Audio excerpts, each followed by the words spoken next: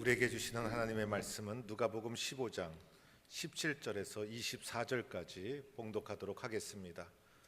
누가복음 15장 17절에서 24절 말씀을 오늘 우리에게 주시는 하나님의 말씀으로 봉독합니다. 이에 스스로 돌이켜 이르되 내 아버지에게는 양식이 풍족한 품꾼이 얼마나 많은가. 나는 여기서 주려 죽는구나. 내가 일어나 아버지께 가서 이르기를 아버지, 내가 하늘과 아버지께 죄를 지었사오니 지금부터는 아버지의 아들이라 일컬음을 감당하지 못하겠나이다. 나를 품꾼의 하나로 보소서 하리라 하고 이에 일어나서 아버지께로 돌아가니라. 아직도 거리가 먼데 아버지가 그를 보고 측은히 여겨 달려가 목을 안고 입을 맞추니 아들이 이르되 아버지, 내가 하늘과 아버지께 죄를 지었사오니 지금부터는 아버지의 아들이라 일컬음을 감당하지 못하겠나이다 하나 아버지는 종들에게 이르되 제일 좋은 옷을 내어다가 입히고 손에 가락지를 끼우고 발에 신을 신기라. 그리고 살찐 송아지를 끌어다가 잡으라. 우리가 먹고 즐기자. 이 내 아들은 죽었다가 다시 살아났으며 내가 잃었다가 다시 얻었노라 하니 그들이 즐거워하더라. 아멘. 할렐루야. 여러분은 인생을 살면서 실패를 경험하며 인생을 살아갈 수밖에 없습니다. 우리 모두는 한두 번의 실패를 다 기억하고 있습니다. 여러분의 인생에 가장 후회되고 가슴 아픈 실패는 무엇이었습니까? 아무리 사람이 지혜롭고 경험이 많다 하더라도 유한한 우리 인간은 실패할 수밖에 없고 실수할 수 없는 연약한 존재가 저와 여러분인 것입니다. 때로는 선택의 실수가 있습니다. 마음 먹고 옷가게를 갔는데 이것저것 따지면서 신중하게 골랐음에도 불구하고 나중에 보면 잘못된 선택이었습니다. 음식점에 가서 신중하게 음식을 선택했는데 그것이 잘못된 선택이었습니다. 이런 선택은 작은 선택이라고 할 수가 있습니다. 학교를 선택하고 직장을 선택하고 배우자를 선택하고 그리고 사업을 결정하는 중요한 순간에 결정을 잘못 내리고 선택을 잘못해서 크나큰 후회를 한 적이 여러분 인생에 있었을 것입니다. 때로는 관계에서 실패합니다. 사랑의 관계가 깨어지고 믿었던 관계가 금이 가고 마음의 상처를 받게 되고 원하지 않는 상처를 주게 되고 이런 가운데 살아가는 것이 우리들의 모습인 것입니다. 그뿐만이 아니죠. 말의 실수가 있습니다. 그리고 행동의 실수가 있습니다. 대학 입시에 실패하고 직장생활 실패하고 결혼생활 실패하고 여러 가지 크고 작은 실패를 경험하며 살아가는 것이 우리들의 삶의 모습입니다. 그런데 세상에서 이러한 실패는 어떻게 보면 작은 실패라고 할 수 있는 것이고 세상에서의 이 작은 실패는 어쩌면 우리의 인생의 약이 될 수도 있고 그 실패를 딛고 더 전진할 수 있는 계기가 될 수도 있는 것입니다. 우리가 인생을 살면서 정말 소중하게 보아야 될 영역이 있는데 그것은 바로 하나님과의 관계, 믿음 생활의 실패, 신앙 생활의 실패. 이것은 해서는 안 된다는 것입니다. 믿음 생활의 실패는 돌이킬 수 없는 치명적인 결과를 초래하기 때문에 다른 것은 몰라도 우리 인생의 가장 소중한 하나님과의 관계, 믿음 생활에 있어서는 실패를 해서는 안 된다는 것입니다. 우리는 세상에서의 실패는 잊지 않고 기억합니다. 그러나 중요한 하나님과의 관계에서 실패하고 그리고 하나님과의 관계에서 잘못한 것에 대해서는 너무 쉽게 잊어버립니다. 가만히 생각해 보면 하나님과의 관계 속에서 믿음 생활에서 내가 실패한 작고 큰 것이 많이 있었다는 것을 인정하지 않을 수가 없어요. 하나님 앞에 결심한 대로 우리는 살지 못하고 있어요. 하나님 앞에 서운한 대로 지키지 못하고 있어요. 말씀대로 기도하며 여러분은 순종하며 살고 있습니까? 주님께 서운한 대로 기도한 대로 서운한 대로 약속한 대로 헌신하지 못하며 살아가고 있는 것이 우리들의 모습인 것입니다. 어쩌면 하나님께 서운한 것도 이미 다 잊고 있는지도 몰라요. 어떤 분은 하나님과의 관계도 다 잊어버리고 하나님께서 나와 함께 하신다는 사실을 이 자리에 있음에도 불구하고 잊어버리고 살아가는 성도도 있을 거예요. 하나님과의 관계는 너무 쉽게 잊어버리고 하나님과의 믿음 생활에 있어서는 너무나 쉽게 약속을 저버리고 살아가고 있다는 것입니다. 하나님 앞에 다짐한 대로 살지 못하고 하나님 앞에 서운한 대로 헌신하지 못하고 오늘도 가만히 살펴보면 하나님 앞에서 크고 작은 실패를 반복하며 살아가는 것이 우리들의 모습인 것입니다. 오늘 말씀에 나오는 아버지의 품을 떠난 둘째 아들, 하나님 품을 떠난 우리들의 모습을 보여주고 있는 것입니다. 둘째 아들이 아버지께 뭐라고 합니까? 아버지, 재산 중에 내게 돌아올 분깃을 미리 주세요라고 요청하게 됩니다. 아버지가 살아있음에도 불구하고 나에게 줄 재산 미리 주세요. 아주 당돌한 요청이었고 더 나아가 있을 수 없는 배은망덕한 일이었습니다. 케네디 데일이라는 사람은 15년 동안 이 본문을 중심으로 복음을 전했다는 거예요. 15년 동안 이 본문을 중심으로 복음을 전하면서 많은 사람들에게 물어보았다는 거예요.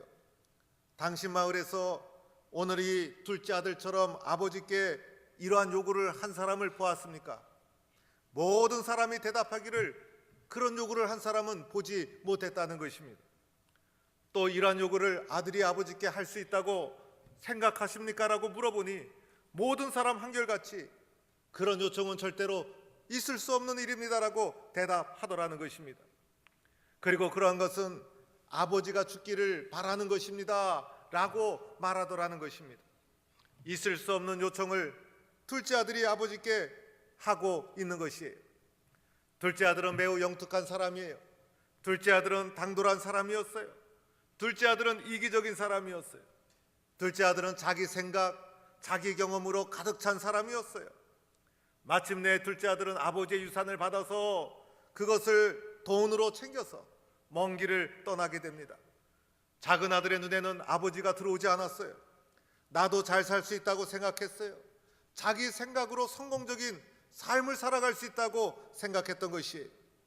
아버지를 떠나기로 작정하고 아버지의 집과 가정과 공동체를 배신하는 행위를 하고 말았던 것이에요. 아버지를 떠나고 나니 맨 처음에는 자유가 주어지니 얼마나 좋았는지 몰라요. 아버지의 구속으로부터 벗어난 자유한 삶이라고 생각했을 거예요. 그러나 얼마 가지 않아 그 많은 재산 다 탕진하고 말았죠. 아버지를 떠난 삶은 허랑방탕할 수밖에 없는 것이에요. 인간 속에는 죄성이 있고 이기적인 욕망이 있고 욕심이 있어서 이 욕심이 우리를 그냥 두지 않는다는 거예요. 그래서 절제하지 못하고 욕심과 욕망을 추구하는 이기적인 죄의 포로된 삶을 살다가 그만 그 인생이 추락하고 만 것이에요. 더하여 흉년이 들었죠. 환경과 상황이 받쳐주질 않았어요. 그래서 둘째 아들의 삶은 일순간에 밑바닥으로 떨어지게 됩니다. 비참한 인생, 눈물 나는 인생이 되고 말았어요. 그 많던 친구들 다 사라졌죠. 비참한 인생, 소망 없는 인생, 내일을 기약할 수 없는 인생이 되고 말았어요. 자기의 힘으로 일어날 수 없는 인생의 밑바닥에 추락하고 말았던 것입니다. 이것이 아버지의 품을 떠난 둘째 아들의 모습입니다. 그런데 첫째 아들은 또한 어떠했습니까?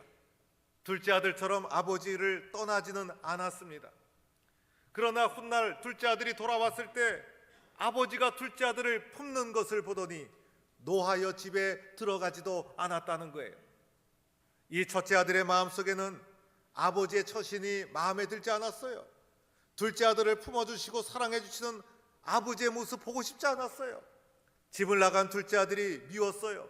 첫째 아들이 집을 떠나지 않았지만 그 속에도 여전히 이기적인 욕심과 자신의 생각으로 가득 찬 삶을 살아가고 있었다는 것이에요. 큰아들이 아버지께 항의하죠. 아버지가 언제 저에게 따뜻하게 격려해 준 적이 있습니까? 아버지가 제 친구들에게 언제 한번 대접한 적이 있습니까? 그런데 집을 나간 저 탕자와 같은 둘째 아들은 어찌 그리 잘 대접하고 이렇게 한대를 하는 것입니까? 울분을 토해내며 아버지께 항의하는 첫째 아들의 모습을 보게 됩니다. 첫째 아들은 아버지의 집에 있었지만은 그는 의무적이었어요. 형식적이었어요. 아버지가 주시는 감격과 기쁨을 누리지 못하고 아버지의 마음을 그는 깨닫지 못하고 있었다는 것이에요. 오늘 둘째 아들, 이 둘째 아들의 모습을 통해 우리들에게 성경은 무엇을 말해주고 있는 것입니까? 아버지의 품을 떠난 우리들의 모습이 이와 같다는 것이에요. 하나님과의 관계에서 실패한 욕심 많은 어리석은 인간의 삶의 모습을 보여줍니다. 아버지의 품을 떠나면 우리의 삶은 이렇게 실패할 수밖에 없어요. 하나님을 떠난 삶은 행복해질 수가 없다는 것이에요. 내 생각, 내 욕심, 하나님을 떠나 이기적인 생각으로 인생을 추구하다 보면 그 인생의 결과는 둘째 아들처럼 인생이 비참한 결과로 끝날 수밖에 없다는 것이에요. 큰아들의 모습을 통해서 또한 우리에게 무엇을 말해주고 있는 것입니까? 아버지의 집에 있지만은 감격과 기쁨을 상실하고 의무적으로 형식적인 신앙의 모습을 말해주고 있는 거예요. 몸은 아버지의 집에 있었지만은 정신은 아버지 밑에 있었던 것이 아니에요. 몸은 지금 이 순간 여기 있었지만은 그 마음과 영혼은 다른 곳을 향하고 있었다는 것이에요. 오늘 말씀을 통해 우리는 아버지에 대해서 다시 한번 생각해 보아야 합니다. 내가 믿는 하나님 아버지는 어떤 분인가? 오늘 말씀 아버지의 모습을 통해서 우리가 믿는 하나님 아버지가 어떤 분이신가를 우리에게 말해주는 것을 봐야 합니다. 하나님 아버지는 사랑의 아버지라는 것입니다. 오늘 아버지는 아들에게 조건과 이유를 묻지 않죠. 아들에게 따지지 않습니다. 무조건적인 사랑을 베풀어 주고 있는 것이에요. 이것이 아들을 향한 아버지의 사랑인 것이에요. 아버지의 사랑은 조건 없는 무조건적인 사랑이었다는 것이에요. 아들의 요청을 다 수용하죠. 첫째 아들의 항의도 사랑으로 품어주죠. 그리고 작은 아들의 요청도 들어주죠. 아들에게 조건을 따지지 않아요. 아들을 위해서라면 아낌없이 자신을 희생하고, 아들이 잘 되는 길이라면 아낌없이 자신을 내어주는 것이 아버지 하나님의 사랑인 것이에요. 아들이 집을 떠날 때, 그리고 아들이 돌아왔을 때 아버지는 이유와 조건을 묻지 않아요. 그리고 아들에게 책임을 묻지 않아요. 아들을 향한 아버지의 무조건적인 사랑을 말해주고 있는 것입니다. 내가 믿는 하나님 어떤 분이십니까? 나를 향해서 조건 없이 사랑을 베풀어 주신 하나님, 내가 믿는 아버지 하나님이 바로 이러한 사랑의 아버지라는 것을 말해주고 있는 것입니다. 하나님 아버지는 하나님 아버지의 사랑은 끝까지 기다려주는 사랑이었어요. 아들이 집을 떠난 후에 아버지는 아들을 늘 기다렸어요. 아버지는 아들을 한시도 잊은 적이 없었어요. 그러나 아들은 아버지에게 소식 한번 전하지 않았죠. 아들은 아버지를 잊으려고 했다는 것이에요. 아들은 아버지를 잊어도 아버지는 아들을 한시도 잊을 수가 없었어요. 오늘 말씀 20절에 아직도 거리가 먼데 아들이 저기서 나타나자 아버지는 아들을 알아보게 됩니다. 거리가 먼데 하염없이 아들이 돌아오기를 기다리던 아버지의 모습, 아버지는 끝까지 우리를 기다리시는 분이라는 것을 말해주고 있는 것입니다. 내가 믿는 하나님 어떤 분이십니까? 내가 돌아오기를 끝까지 기다리시는 분, 끝까지 기다려주시는 분이 우리가 믿는 아버지 하나님이심을 믿을 수 있기를 바랍니다. 아버지 하나님은 또한 어떤 분이십니까? 용서하고 회복시켜 주시는 분이십니다. 아들이 돌아왔을 때 아버지가 문만 덜커덕 열어주고 아들이 들어오는지 들어오지 않은지 배은망덕한 놈이라고 하면서 등을 돌리고 있지 않았다는 거예요.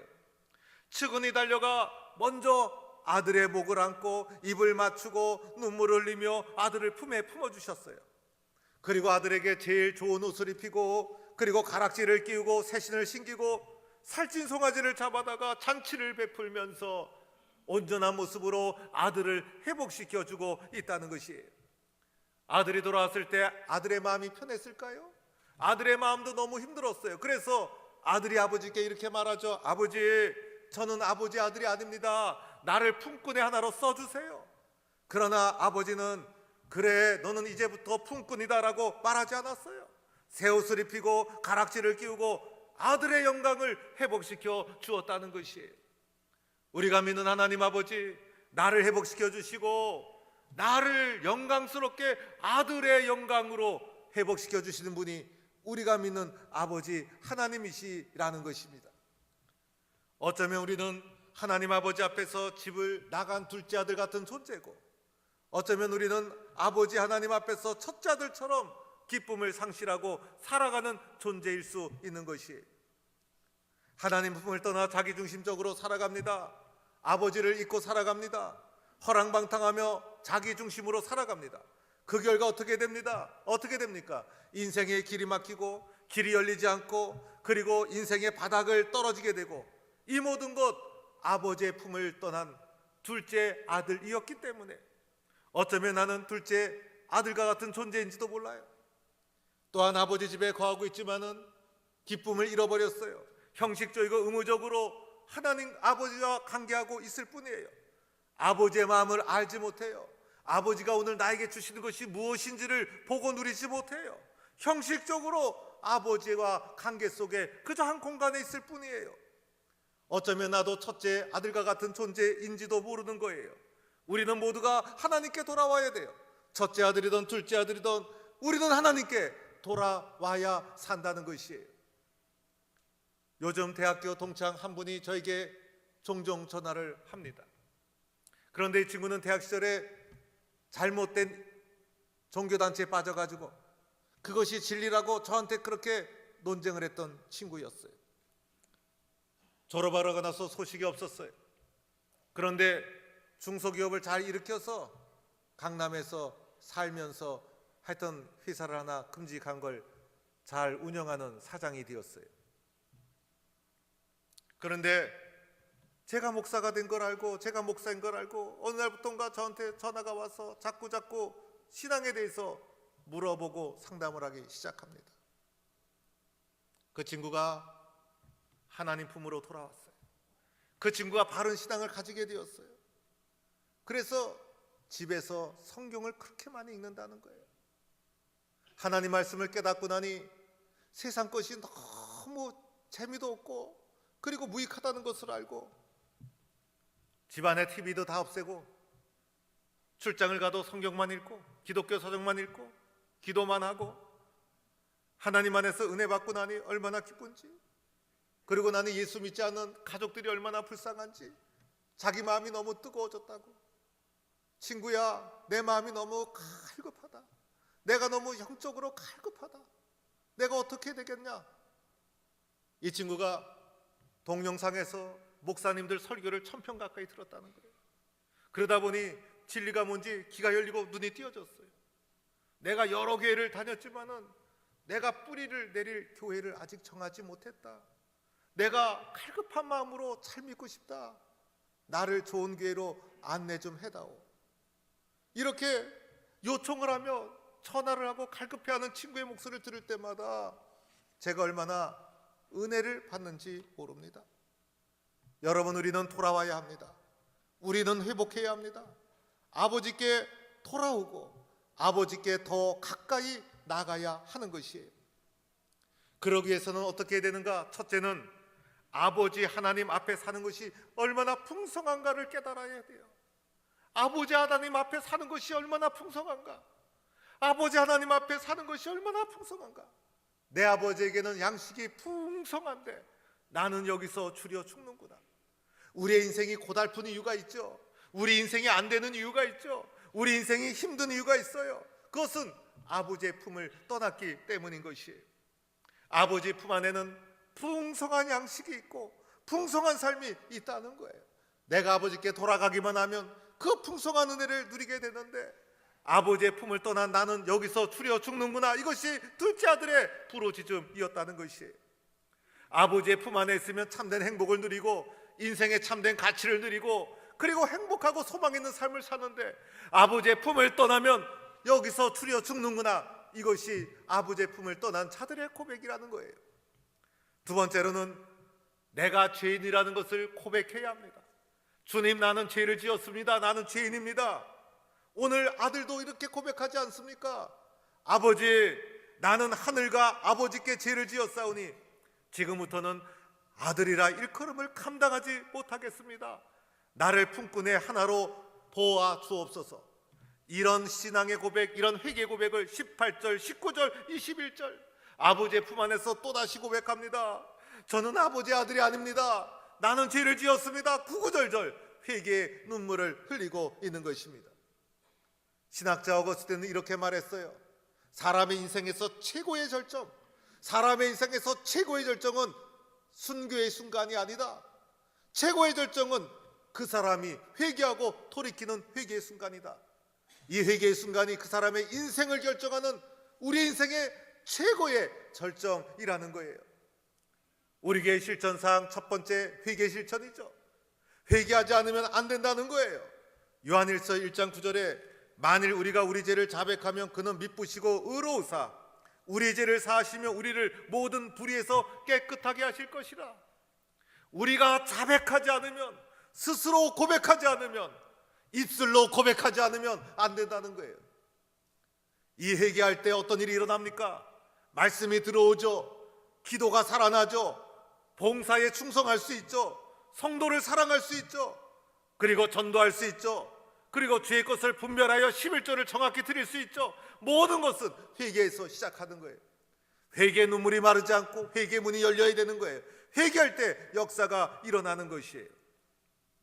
세 번째는 회개에 합당한 삶을 살아야 된다는 거예요. 오늘 둘째 아들 마음으로 회개하고 끝난 것이 아니죠. 일어나서 아버지께 돌아갔어요. 일어나서 아버지께 행동으로, 삶으로 회개를 옮겨버리고 말았다는 거예요. 사랑하는 성도 여러분, 회개하는 자가 복을 받고, 회개하는 자가 새로워지고, 회개하는 자가 용서를 경험하고, 회개에는 실패를 딛고 우리를 회복시키는 길잡이 역할을 하게 되고, 회개해서 돌아오는 자가 아들의 영광을 회복하게 된다는 것입니다. 오늘 우리들은 사순절 기간을 지내고 있어요. 이 기간에 우리는 십자가 지시고 고난의 길을 걸어가신 주님을 묵상하고 생각하는 기간이에요. 주님을 생각하면, 예수님이 나를 위해 지신 십자가를 생각하면 회개할 것이 없는 사람 어디 있겠어요? 오늘도 주님은 우리가 주님께 더 가까이, 그리고 주님께 더 깊이 있게 돌아오기를 기다리고 있어요. 우리는 주님 앞에 끊임없이 회개해야 될 존재예요. 끊임없이 회개의 눈물이 마르지 않아야 될 존재예요. 아버지께 돌아오며 아버지 하나님께서 우리를 회복시켜 주시고, 끝까지 기다려 주시고, 사랑으로 덮어 주시고, 그리하여 아들의 영광으로 우리를 회복시켜 주신다는 것을 믿는 성도가 될 수 있기를 바랍니다. 우리의 신앙, 우리의 마음이 아버지께 돌아와야 합니다. 아버지께 돌아오지 않으면 안 되는 것입니다. 아버지께 돌아와서 우리의 신앙을 회복해서 하나님 앞에 소중하게 쓰임받는 성도가 되기를 주의 이름으로 간절히 축원합니다. 하나님, 아버지께 돌아가게 하여 주옵소서. 나 중심으로, 내 경험으로, 이기적인 욕심으로 살아왔던 우리의 삶을 다 내려놓고 나는 아버지 품에 있을 때 가장 행복합니다. 아버지 하나님과 가장 가까운 관계에 있을 때 가장 은혜 받습니다. 주님 마음을 돌이켜 회개해서 아버지에게 가까이 돌아가 아들의 영광을 회복하는 성도들이 되게 하여 주옵소서. 예수님의 이름으로 기도드립니다. 아멘.